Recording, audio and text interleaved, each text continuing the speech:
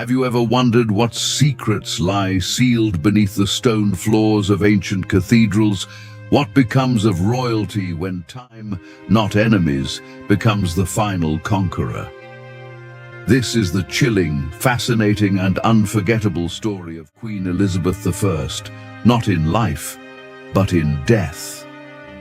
Elizabeth Tudor, known to the world as Queen Elizabeth I, wasn't just a ruler. She was the living embodiment of an age. Her name alone inspired loyalty, fear, admiration, and sometimes hatred. She was Gloriana, the Virgin Queen, the last Tudor monarch. For 44 years, she reigned over England through rebellion, war, religious conflict, and the greatest threats Europe could hurl her way. She defied the mighty Philip II of Spain, crushed the terrifying power of the Spanish Armada, and steered England from the chaos of civil strife into a golden age of exploration, art, and empire. But even Gloriana, with all her power and wisdom, could not escape her greatest fear, the fate of her body after death. Behind the painted face and elaborate gowns was a woman deeply haunted by mortality. Elizabeth had spent her entire reign surrounded by death, assassins, betrayal, family conspiracies, and the constant threat of foreign invasion. She saw how quickly queens could fall, how even the closest kin could become deadly rivals. Her own cousin, Mary, Queen of Scots, had once sought her throne and paid for it with her life. Elizabeth had signed that death warrant herself. Though she remained stoic in public, that choice haunted her to her final days. But nothing frightened her more than the gruesome process that awaited her body after her final breath. In the 16th century, embalming was not a delicate or respectful tradition. It was harsh, invasive, and violent. The human body was treated like a machine to be taken apart. After death, the body was laid on a stone slab, cold, clinical, and heartless. The flesh was sliced open with long, sharp blades. The organs, the heart, liver, lungs, stomach, and intestines were removed by hand. Then, to delay the inevitable rot, the hollow cavity was stuffed with strongly scented herbs and spices, cloves, cinnamon, myrrh, and other costly ingredients. These were not added for respect or ritual.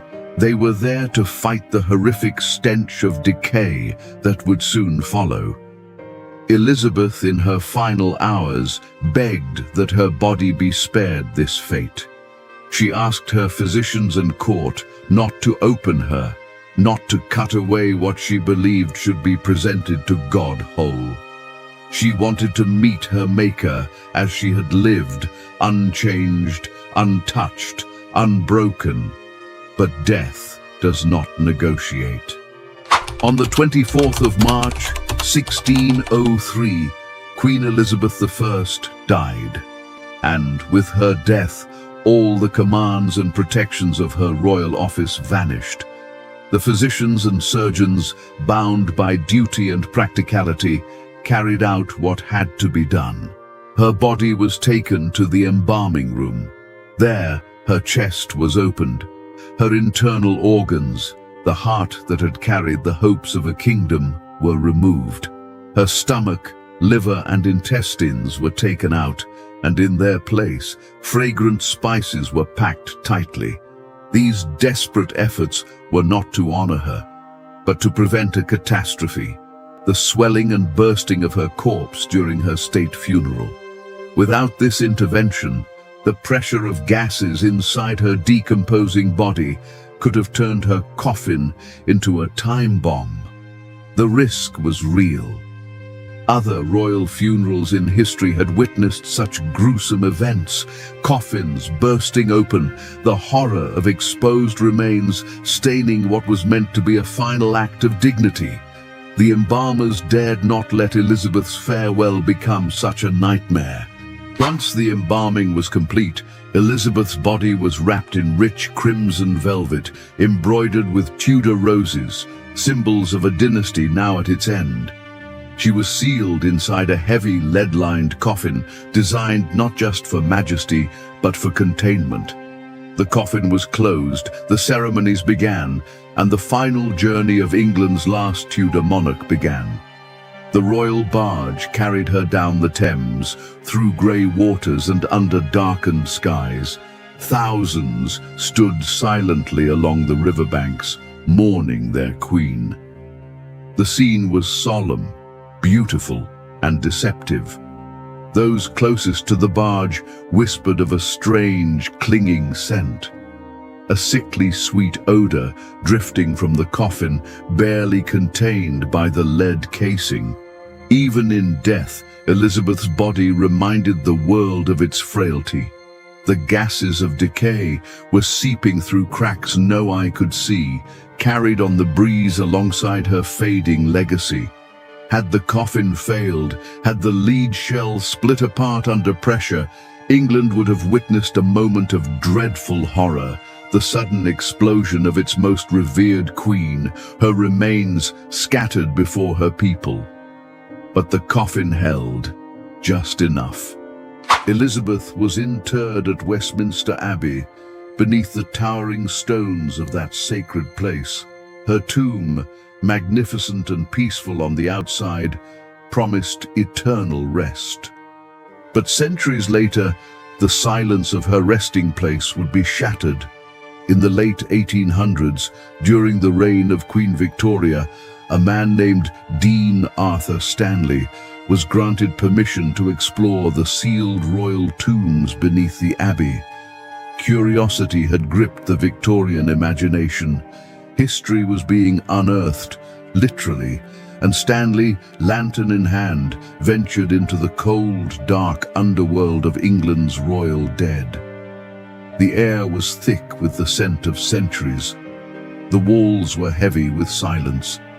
As he stepped into the chamber where Elizabeth lay, he was not greeted by the glory of a queen, but by the crumbling wreckage of time. The once beautiful coffin had collapsed. The wooden layers had turned to powder. The rich velvet was discolored and brittle. Even the lead meant to last forever had warped and bent beneath the slow pressure of internal decay. The initials E.R., Elizabeth Regina, still faintly marked the lid, a ghostly whisper of the woman who had once been Gloriana. But that was not all. Above Elizabeth's broken coffin lay the remains of her half-sister, Mary I. In life, their rivalry had torn England apart in fire and blood. In death, they were locked together in the same narrow vault. Enemies in life, neighbors in eternity. The air around them was dense with centuries of trapped rot. Stanley stood alone, surrounded by two queens, both long gone, yet still bound by a story that refused to die. What he saw confirmed a grim truth. Even the greatest of monarchs are not spared the slow, patient hunger of time. Elizabeth's body, embalmed with such urgency, had not decayed in peace. The internal gases had continued their terrible work. The coffin bulged unnaturally. The velvet was stained. The wood had vanished. And yet, in those ruins, fragments of her identity endured. The Tudor rose, the faded embroidery, the weight of legend lingering in dust and silence. Above ground, the world had moved on. Tourists strolled the polished marble of Westminster Abbey, unaware of the scene beneath their feet. They admired the beauty, the music, the elegance of it all. But under the stones lay a different story, not one of glory, but of decay. A coffin, rotting, bloated, fragile, still housing the remains of a queen who had once ruled oceans.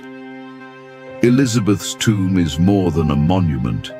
It is a message carved not in stone, but in time. A reminder that even the greatest rulers must surrender to the earth. that velvet fades, that lead bends, that flesh, no matter how royal, succumbs to nature's final claim. Her legacy endures in books, in paintings, in the story of an era she defined. But her body, once adorned in gold, now rests in a vault of silence, its grandeur consumed by centuries of darkness. Elizabeth I, the Virgin Queen who commanded armies and outwitted kings, lies now in broken pieces. Time is the final ruler, and none, not even a queen, can outlive its reign.